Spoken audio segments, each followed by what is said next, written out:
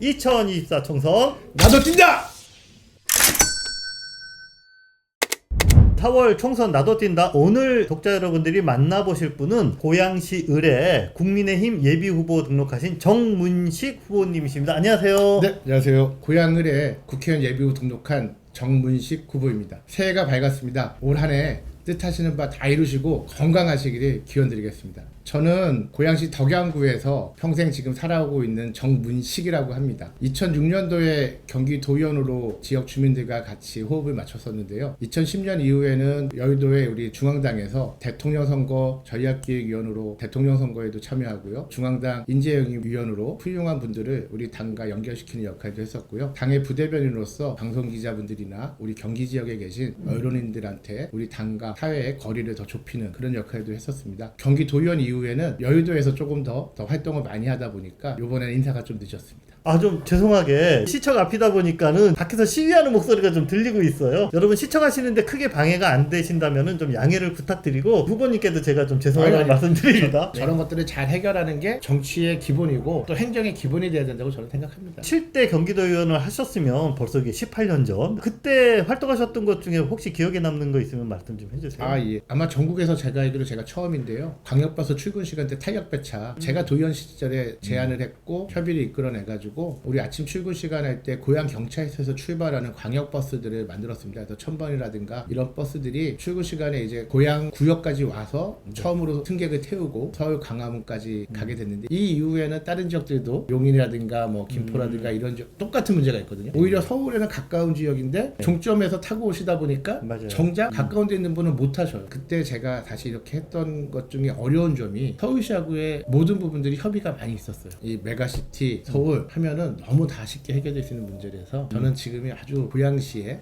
덕양구에 최적의 기회가 왔다 이렇게 생각하고 있습니다. 오래간만에 다시 이번에는 국회의원에 이렇게 도전하시게 된 이유 이야기 좀 해주세요. 우선은 지역에서 저를 알고 지내셨던 많은 정치인들이 정문식이가 나서야 되겠다, 같이 힘을 좀 합쳐야 되겠다라는 요청들이 많이 있으셨고요. 여러 선배 의원님들께서 지금이 기회인데 이거를 제대로 할 사람이 좀 나서야 되겠다라는 요청들이 있었고요. 당에서도 조직책 선정이 여러 번 있었는데 그동안에 적격자를 찾지 못하는 어려움이 있었습니다. 이 기회를 놓치면 다시는 우리가 후회할지도 모르겠다 라는 절박감에서 나오게 됐습니다. 고양을 선거구를 선택하신 이유. 경기도의원도 고양의 지역 덕양구에서 했고요. 저 국회의원 보좌관 생활도 덕양구 의원님을 모시고 했고 여의도에서 일을 하는 동안도 한 번도 이사 간 적 없어요. 덕은동에서 지금도 어머니 모시고 계속 살고 있는데요. 우리 동네의 역사를 알고 우리 동네 애안을 좀 아는 사람이 직접 나서서 일을 하다 보면은 보다 좋은 결과들을 도출할 수 있을 거란 확신이 있습니다. 야당 후보나 뭐 여당의 후보들이 여러 분 나와 계시지만 그 부분에서는 제가 가장 절실하고 절박하게 이런 문제들에 대해서 해결할 자신이 있습니다. 주요 정책, 네. 공약 있으면 네. 말씀 좀 해주세요. 우리가 어떤 자리를 맡겨놨는데 그 사람이 그 자리에서 일을 잘했으면은 그 다음에 더 큰 기회를 주셔도 되고요. 본인의 안위만 지키고 있다 그러면은 그냥 개인적 안위를 누리면 될 일이라고 생각합니다. 주민 기피시설 문제 사실 우리가 서울시였으면 제가 도의원 활동할 때 훨씬 더 많은 성과 낼 수 있었습니다. 그 악조건에서도 오세훈 서울시장 만나고 우리 강현석 시장, 우리 김문수 경기도지사 그런 분들의 도움과 동의 이끌어내가지고 많은 부분 갖고 왔고요. 지금 제가 그때 주장했던 대로 다 진행되고 있습니다.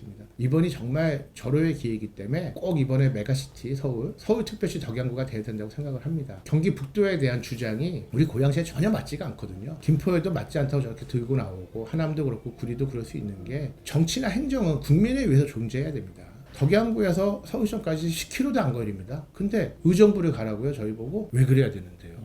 그리고 저출산 문제가 결국에는 우리나라에서 꼭 고쳐야 되는 가장 중요한 문제라고 생각하는데요. 다전역 가구에 대해서 일시적으로 현금을 지급하거나 뭐 많은 이제 보육 지원 이런 바우처 제도 이런 것들이 있는데 그런 것보다도 주거 안정성에 대한 얘기들을 많이 하셨습니다. 그래서 저 나름대로 고민하고 제가 세운 대책은 한 명을 낳았을 때 10평대의 공공아파트, 2명을 낳았을 때 20평대, 3명 낳으면 30평대, 4명 낳으면 40평대까지도 공공주택을 공급하자는 겁니다. 10평, 12평, 13평짜리 연구임대 아파트만 저희가 지금 지었거든요. 메가시티 서울이 돼서 우리 고양시에 지금 남아있는 땅들을 활용해서 지금 공공주택을 짓게 되면은 정말 아이들 웃음소리가 넘쳐나는 덕양구가 될 겁니다. 근데 지금 우리 주거 문제 중에 가장 중요한 문제가 땅입니다. 땅. 고양시 덕양구에서 양질의 땅들을 제공하고 재원은 정부와 서울시와 보건복지부 여러 군데서 국토부통과 같이 힘을 합쳐가지고 투자해서 전국의 모범사를 만들 수 있다고 보고요. 주거를 해결해 준 경우 그 다음에는 맞벌이 하시는 여성분들이라든가 보육, 교육이 같이 수레바퀴처럼 같이 굴러가야 되는데 자연 친화적이고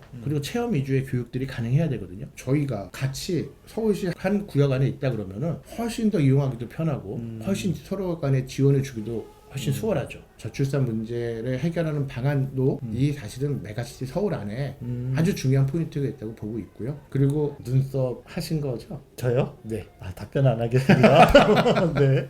근데 왜 물어보셨죠, 그거는? 공약 중에 하나인데요. 단연구 화장업에 종사하시는 분들이 지금 직접 종사자가 60만 명이 넘는다고 그럽니다. 그리고 사실은 시술을 받으신 분은 1000만 명이 넘는다고 해요. 우리나라 국민의 1000만 명 이상은 범법자를 만들고 있는데요. 이런 거를 국회의원들이 방치하고 있다는 거는 정말 본연의 임무를 지키지 못하고 있다고 생각하고요. 갑자기 여기에다가 문신까지 포함시켜서 통과시키자는 야당의 일방적인 주장 때문에 이번 21대 국회 통과가 안 되고 있습니다. 합법화시키고 또 합리적으로 대안을 내겠다고 하는데 이런 거를 반대하는 야당은 정말 저는 무책임하다고 보고 있고요. 안전하고 건강한 환경에서 시술도 받으시고 시술도 하시고 세금도 잘 납부하셔가지고 건강한 대한민국의 구성원이 되는데 도움을 드리고 싶습니다. 일단은 요 경쟁을 하셔야 될 텐데 네네. 자, 어떤 전략 또 자신 있으신지 궁금합니다.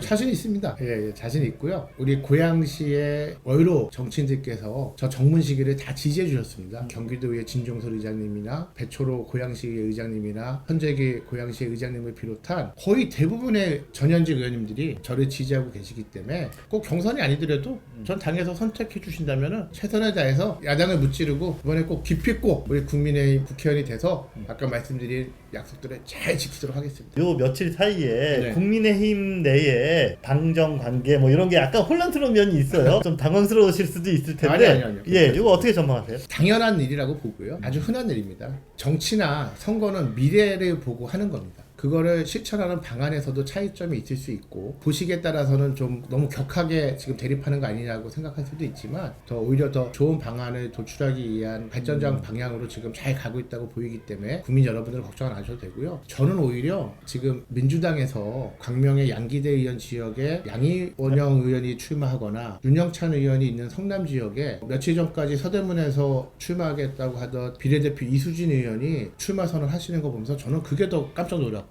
사실은 우리 정치사상 이런 적은 없었어요. 그러니까 적어도 현역 의원이 있고 문제가 없는 지역에 죽기 살기로 이건 거의 국민은 안중에도 없고 자기네 편만 살겠다는 네 편 내 편 가르는 짓을 하고 있는데 어떻게 저게 국민을 위한 정치라고 말할 수 있겠어요. 저는 오히려 저 문제가 나쁜 선례가 될 것 같아서 심히 걱정이 되는 게요. 우리가 좋은 거는 서로 야당이 됐건 여당이 됐건 서로 좀 따라하고 정말 국민들한테 안 해야 될 일들은 안 해야 되는데 저는 후자라고 보고요. 네. 절대로 우리 당에서도 따라하면 안 된다고 봅니다. 국회의원이 되신다면 가장 먼저 추진하고 싶은 법안 어떤 게 있는지 좀 말씀 좀 해주세요. 이 법안은 서울특별시 덕양구입니다. 제가 특별법 꼭 만들어가지고요. 메가시티 서울의 고향 특례시 시민들이 서울특별시의 시민으로서 동등한 대우를 받으시고 모든 혜택을 골고루 누릴 수 있게끔 꼭 하겠습니다. 이 정치는 국민을 살피는 게 가장 중요한 일입니다. 우리 고양시에서 중압감을 이기지 못하고 자살까지 하신 분이 있는데요. 그런 분들 저희가 보듬고 보살펴야 됩니다. 반영구 화장사 합법화시키는 거 꼭 제가 이번 국회 때 해내겠습니다. 출산 관련돼서 공공주택에 대해서 공급할 수 있는 그런 과정과 입법, 훈령, 규칙들 제가 다 만들어내가지고 꼭 실질적인 출산 대책이 될 수 있도록 그렇게 해내겠습니다. 감사합니다. 준비된 일꾼입니다. 진짜 일꾼입니다. 이번에 선두 교체 꼭 하셔야 됩니다. 저희 지역에 산적한 문제 많이 있습니다. 향동지구가 입주한 지가 언젠데 2014년에 추진한 향동역은 아직 삽도 뜯고 있지 않습니다. 공항철도 현천역은 기반공사 마친 지가 10수년이 지났습니다. 아직도 개통 시기를 알 수가 없습니다. 민자로 추진되는 덕은 역사, 제가 보기에는 건설사와 덕은지구 입주민들의 의견대로 지금 국회의원께서 잘하고 있는지 많은 의구심 갖고 있습니다. 저희가 할 수 있는 일부터 열심히 하고 제대로 해서 실적으로 동료 시민 여러분들께 보답하겠습니다. 저희 대공 역세권 종합개발 잘 알고 계시죠? 전에보다 조금씩 가고 있지만 더 속도 내고 더 잘 돼야 됩니다. 제가 책임지고 하겠습니다. 그리고 또 한 가지 그린빌트 해지해 지역을 비롯한 구도심들 지금 재개발 재건축과 많은 개발 수요가 있습니다. 지금 정부에서도 적극 나서고 있습니다. 제가 누구보다도 잘할 수 있습니다. 제가 국토위에서 간사를 모시면서도 많은 성과를 냈었는데 이번에는 의원이 돼서 우리 주민들이 원하는 뉴타운이 됐건 재개발이 됐건 재건축이 됐건 우리 구도심 지역에 실질적인 혜택을 드리도록 하겠습니다. 감사합니다. 자, 지금까지 정문식 후보님과 함께 이야기를 나눠봤습니다. 정쟁이 아닌 정책과 실력으로 당당하게 승부하시는 선거를 치르시기를 기대하겠습니다. 네, 그렇게 할 겁니다. 2024 총선 나도 뛴다!